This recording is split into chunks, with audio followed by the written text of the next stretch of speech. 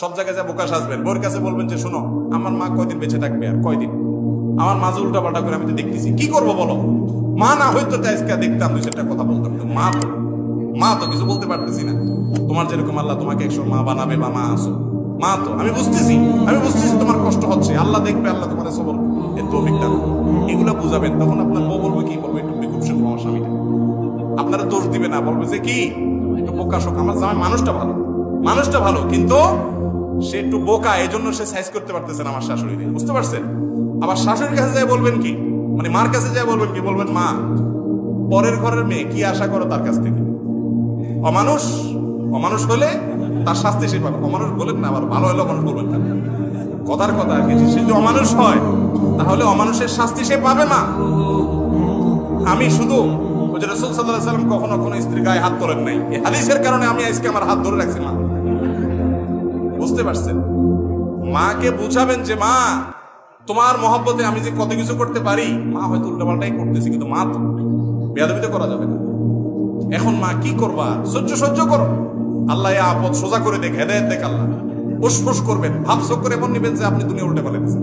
তখন মা বলবে কি, ছেলে আমার মাশাআল্লাহ, ছেলে আমার ভালো ছেলে, কিন্তু আমার ছেলে সোজা সরল, এই জন্য বয়স তারে করে। তখন দেখবেন মাও খুশি। এখন আপনি হয়তো বলবেন এই 2 নম্বরই করা জায়েজ আছে কিনা, আমি বলবো হ্যাঁ জায়েজ আছে।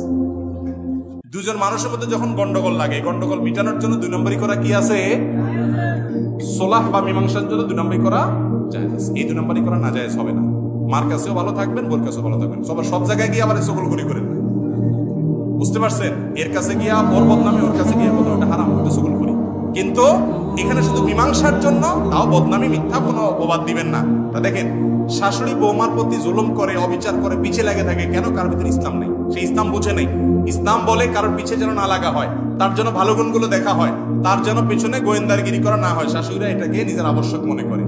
বাড়ির একেবারে গোয়েন্দা বিভাগের প্রধানের দায়িত্বে মা থাকে, গোয়েন্দা বিভাগের বিশেষ দায়িত্ব পালন করে আপনার বোনরা, বউয়ের ননদরা, তারা এই যে কাজগুলো তারা করে, কেন করে? কারণ তারা বোঝে না ইসলাম, তাদেরকে ইসলামটা বোঝানোর চেষ্টা করবে। আবার বউয়ের শাশুড়িকে যে সহ্য করে না, সেটা কেন হয়?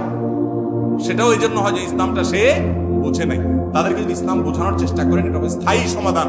বাকি খবরদার বউ শাশুড়ির ঝগড়াঝাটির মধ্যে আপনি বোর কথায় আপনি মাথা গরম করে মার সাথে বেয়াদবি করবেন না। আবার মা উল্টা পাল্টা কথা বলছে, সেটার জন্য প্রভাবিত হয়ে মা দুর্বল হয়ে বোর গোষ্ঠী উদ্ধার করবেন না, বরং ব্যালেন্স করার চেষ্টা করবেন। মাঝখানে থাকা পুরুষ মানুষ শুধু কষা খাবেন, পাটা পুতা, বুঝতে পারছেন?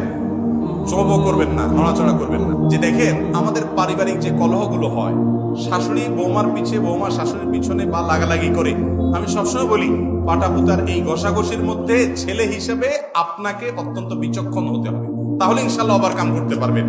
আপনি মায়ের ধাক্কা খাইয়া বউর কাছে এসে পড়বেন, আবার বউ ধাক্কা দিলে মায়ের কাছে যায় পড়বেন, বুঝেন নাই কথা? মার কাছে যাইয়া আপনি মার অনুগত থাকবেন, আবার বোর কাছে এসে আপনি একবার ইনোসেন্ট স্বামী থাকবেন, কথা বুঝেন নাই? এবং এটার জন্য এর পাশাপাশি এর চেয়ে মৌলিক কাজ যেটা, সেটা হলো যে দিন তাদেরকে দেওয়ার চেষ্টা করে। আল্লাহ আমাদেরকে বোঝানোর তৌফিক দান করুন।